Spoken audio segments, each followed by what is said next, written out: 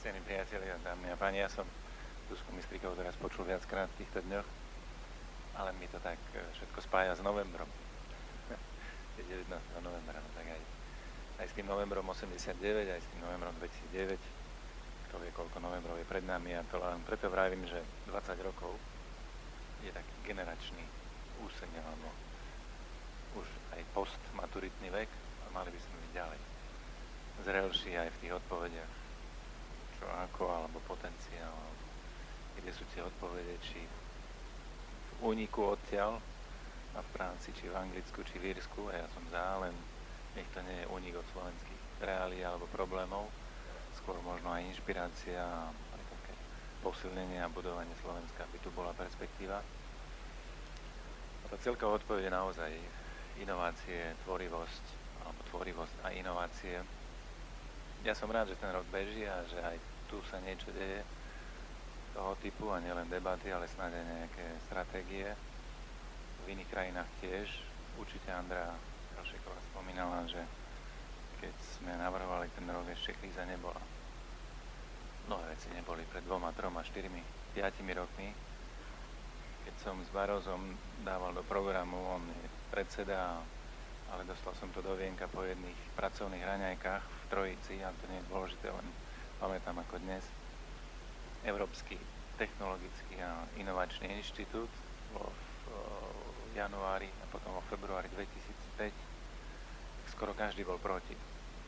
Teraz tento inštitút existuje a vyhodnocuje prvé súťažné námety spomedzi univerzít, výskumných centier a firiem, ako pospájať potenciály, lebo je zlé alebo ťažko, alebo máme veľké výzvy. Klimatické zmeny a energetika, pozvanie riešiť nové informačné komunikačné technológie, a to všetko má súvis so zdravotníctvom, s našou konkurencieschopnosťou, s mnohými vecami, aj globálnymi, aj lokálnymi. Prečo to spomínam? Preto, lebo je dôležité mať rozumnú myšlienku alebo inšpiráciu. Einstein povedal, že predstavivosť je viac ako vedomosti, lebo to už ide ďalej. Vedomosti treba mať, na to máme aj systémy školy, ale vytvárať priestor pre imagináciu, ktorá môže zarodiť niečo, čo nebolo. Pozrieť inak na veci, ktoré dennodenne vidíme. A zrazu eureka, to ešte starší povedali kedysi, keď objavili. Ja to preto spomínam, lebo tento rok by mal zarodiť dlhodobé stratégie, neminúť sa len nejakým Silvestrom a hotovo, ideme na iné témy, ale udržať taký drive, taký ťah za podporou tvorivosti a inovácií. Tak ako minulý rok podpora dialógu medzi kultúrami, aby tu bola kultúra dialógu ako dominancia, ako každodennosť, nie ako ceremónia. Sem tam dialóg, ale inak monológia, čím tvrdšie. Lebo potom máme iné ovocie. Vieme, myslím, už či xenofóbiu, alebo intoleranciu, alebo konflikty preto, lebo nerozprávame sa spolu, alebo vôbec ani nevieme, čo tí druhí zmýšľajú, ako to je.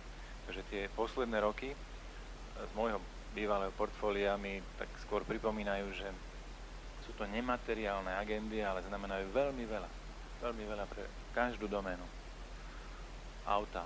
No, po kríze, ak chceme ísť ďalej a svetovo, už nebude možné vyrábať to, čo sa vyrábalo pred.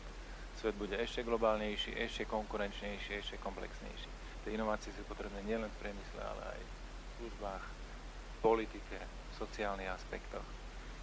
Európska únia sama o sebe bola odpoveďou na mnohé témy a túžby a drámy a holokaust a likvidácie a neskutočné utrpenia.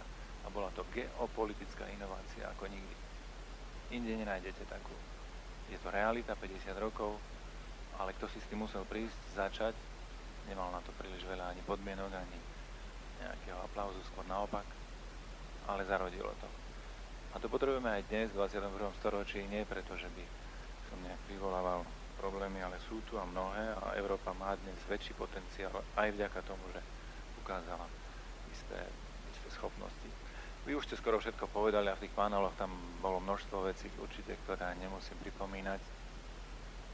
Vzdelávanie. Či nám talenty rozvíja alebo ubíja. Lebo žiaľ to druhé je častejšie pravdou. Prečo? No tak